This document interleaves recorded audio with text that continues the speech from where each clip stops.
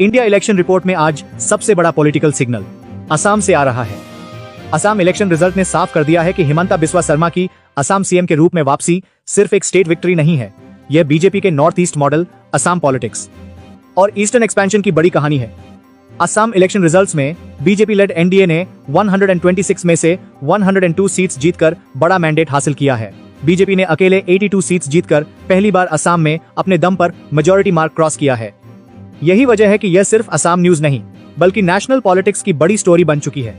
Before we go deeper, subscribe to Kanoon plus, because here we do not just cover election news. We decode what the mandate means for power, leadership, identity and the future of Indian politics. अब सवाल है असम में यह mandate इतना बड़ा क्यों है?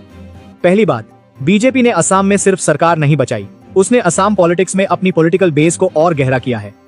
जब कोई पार्टी अपने एलाइज के साथ 102 सीट्स तक पहुंचती है और खुद 82 सीट्स जीतती है तो यह सिंपल विक्ट्री नहीं रहती, यह वोटर अप्रूवल का बड़ा संकेत बन जाती है।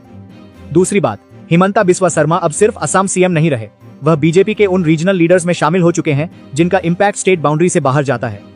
जलुकबरी में उनकी जीत ने इस बात को और मजबूत किया। लगातार छठी बार अपनी सीट बचाना और वह भी बड़े मार्जिन से बताता है कि असम पॉलिटिक्स में हिमंता बिस्वा शर्मा का पर्सनल कनेक्ट अब भी बहुत स्ट्रांग है। लेकिन इस मैंडेट की असली इंपॉर्टेंस असम से बाहर शुरू होती है। बीजेपी लंबे समय से ईस्ट और नॉर्थ ईस्ट में अपनी पॉलिटिकल रीच बढ़ाने की कोशिश कर रही थी। असम उस स्ट्रेटेजी का सबसे मजबूत बेस बन चुका है। असम इलेक्शन न्यूज का बड़ा मैसेज यही है कि नॉर्थ ईस्ट पॉलिटिक्स में बीजेपी अब टेम्पररी प्लेयर नहीं बल्कि डोमिनेंट फोर्स है। अब बंगाल इलेक्शन रिजल्ट को इसी फ्रेम में देखिए। बंगाल इस वीडियो का मेन फोकस नहीं है, लेकिन असम की स्टोरी को समझने के लिए इंपॉर्टेंट कॉन्टेक्स्ट देता है। टीएमसी वर्सेस बीजेपी की लड़ाई ने ईस्टर्न इंडिया की पॉलिटिक्स को लंबे समय तक डिफाइन किया। ममता बनर्जी और टीएमसी बीजेपी के लिए सबसे मजबूत रीजनल रेजिस्टेंस में से एक रहे हैं। लेकिन वेस्ट बंगाल में बीजेपी की राइज और शुवेंदु अधिकारी की भूमिका यह दिखाती है कि ईस्टर्न बेल्ट अब बीजेपी के लिए क्लोज टेरिटरी नहीं रही। Assam gives BJP consolidation, Bengal gives BJP expansion, और यही 2026 का बड़ा ईस्टर्न पॉलिटिकल सिग्नल है। अब तमिलनाडु को ब्रीफली समझिए। तमिलनाडु में टीवीके और थलापति विजय की राइज एक अलग तरह का सिग्नल देती है। वहां बीजेपी कंसोलिडेशन की कहानी नहीं है, वहां वोटर्स पुराने पॉलिटिकल फॉर्मूला को चैलेंज करते दिखते हैं।